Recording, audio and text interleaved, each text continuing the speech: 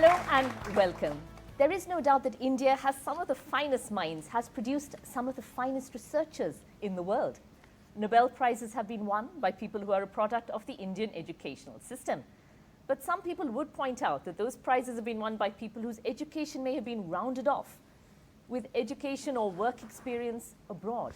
Is there something in our education system that could perhaps be tweaked so that students can better apply the concepts that they have learned? Are we too much about rote learning, about reproduction of what is taught, rather than really understanding it? Well, to discuss this, we have a fantastic panel here today. The one and only Mr. N.R. Narayan Murthy, founder of Infosys. He's also a trustee of the Infosys Science Foundation.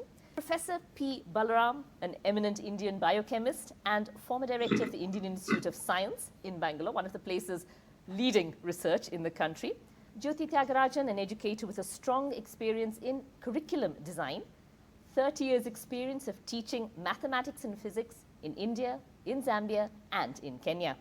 And wonderfully this time we're also joined by two eminent educators from abroad to give us the international perspective. Mr. William Scott has been teaching high school mathematics for more than 3 decades. Joining us from London, Dr. Christopher Berry, who teaches mathematics at the Winchester College. Professor Balaram, do you feel your achievements in research are because of your grounding here, despite it? What are your thoughts on this? No, I would very strongly believe that whatever I have done is because of the education that I received in India. But I think over the years, from the time I studied to the present day, the Indian educational system certainly has run into difficulties. There has been a deterioration. There has been a deterioration, particularly in the fact that we don't have teachers. We also do not have a sufficient number of good institutions to cater to the very large number of aspiring students because of our very large population. And there's been a general decline in academic standards in schools and universities across the country. So things are not as good as they were perhaps some decades ago. I think basic education was much better 50 years ago. The quality of students passing out of our engineering colleges and universities has been steadily declining. The data is the following. In 1995, we used to conduct a training program of just 2 months. Around 2000, that 5 years later, we had to change it to a 4-month-long training program because we found that they were not adequately trained, adequately educated rather, well in their colleges. In 2006 or 7, I don't remember, we extended that to an 8-month-long training program. So the data clearly points out that the students that are passing out of our universities today or our engineering colleges are not fully equipped to discharge their obligations to their employers without a proper training within these companies. Mr. Scott, if I could bring you in here, do you feel things are improving, getting worse, status quo?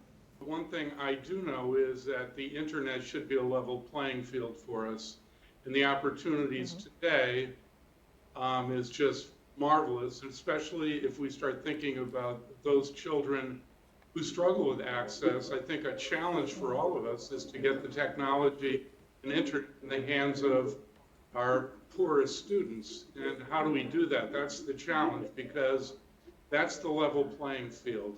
If we can get wonderful teaching resources through the internet to the kids, I think we have great opportunity. Now, Mr. Murthy, you yourself are a product of a simple government school. But as we discussed, education perhaps had a better foundation, a better quality many years ago. What are your key recommendations? The problem has arisen because of a very positive thing that India is doing, and that is we are scaling up enormously. Just to take the case of just engineering colleges. Perhaps sometime around 93, 94, we probably had about 400 engineering colleges. Today, probably we have about 1,800 to 2,000 engineering colleges. That's an enormous jump. Similarly, at school level too, there has been an explosion in the number of schools. So therefore, the solution that we should attempt is to maintain quality while scaling up. Real problem starts at the other end of the school. The high stakes test at the end, which is so dependent on facts, learning of facts and producing those facts, is probably what is driving the education further down. One doesn't realize that one doesn't have to do this for the first 6, 7 years of their education. You know, we can put them into this crunch in the grade 9 and 10 and produce perfectly decent students at the end of it with high marks. You don't need to have these third grade students going to tuition with huge amounts of homework. Thank you. Nothing Exactly, like that. exactly. Kids have changed markedly in the 30 years that I have taught, and our teaching hasn't changed. So somehow we have to teach the teachers. How different is it in the United States? What do you think is working there in terms of getting students to apply what they are learning rather than just learning it by heart and reproducing it when an exam comes? We need to focus on how students learn and not on how to teach. And I think that's really the key to it. And I think most of us, if we think long and hard about how we learn, I think most of us, our most meaningful learning experiences was not in a lecture hall listening to someone talk. I actually think it's just the opposite. We have the most opportunity to learn when we're in small groups and we're challenged with guided exercises that help us work with colleagues. In America as well, there is a feedback given to the professor, to the teacher at the end of the year about how happy the students were with their teaching.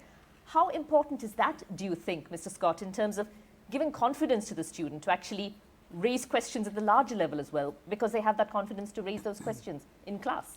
I think that's exactly it. And the key is at the end of the school year, or at the end of each trimester, students evaluate me as they do all my colleagues.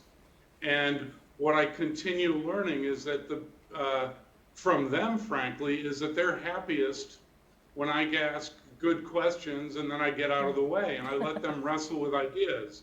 They have access to resources in ways that we never did. They can go to Google, they can go to the internet, and they can get an answer in a second. Okay. And we need to encourage that. We need to encourage students to find information on their own. I can't even begin to know 1/1,000,000th of the knowledge that's out there, and to imagine that I can is foolish. What I need to do is to turn my students into learners, and which means ask good questions and get out of the way. I love that. So get the students to find the answers themselves rather than expecting it all to come from you directly. You can guide them towards finding those answers. That's fantastic. Now, Dr. Berry, you gave up that career in finance. You wanted to teach, which means that you have got the joy of teaching, and obviously you've tapped some joy from your students also. What makes a joyous student? What makes a student want to learn?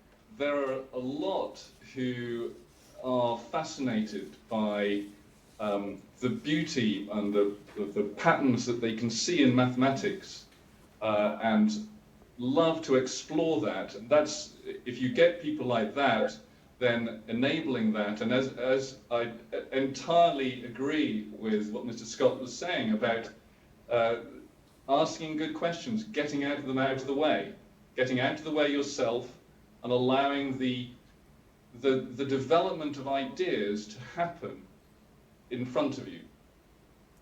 Asking questions and then leaving nanoseconds before you accept an answer is absolutely not the right way. You need to let them explore for themselves. The internet is fantastic for helping you to acquire the necessary skills in order to be able to address those questions intelligently. However, the interaction, the ability to interact with your peers with a potentially guiding light is something that I struggle to see how that could happen any other way than person to person. Person to person, yes, absolutely. And it's also a bit of a relief for people who don't live on the internet to hear that as well, the importance of that human interaction, really. Western system teaches you how to learn. And I think whether you are in school or whether you're in a PhD program, I think it's very important to figure out how you learn. Yes. And I think the role of the teacher, as they pointed out, is quite clear, is to teach students how to learn. In India, very often what has happened is that teachers teach you something which is necessary for you to pass an examination. Yes. And I think slowly we need to get away from this philosophy and allow students to learn.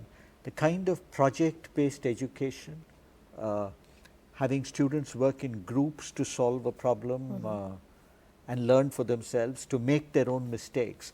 I think this is the way even our system needs to go. So the Indian education system, up here some time back, probably down again, they aim to take it back up again.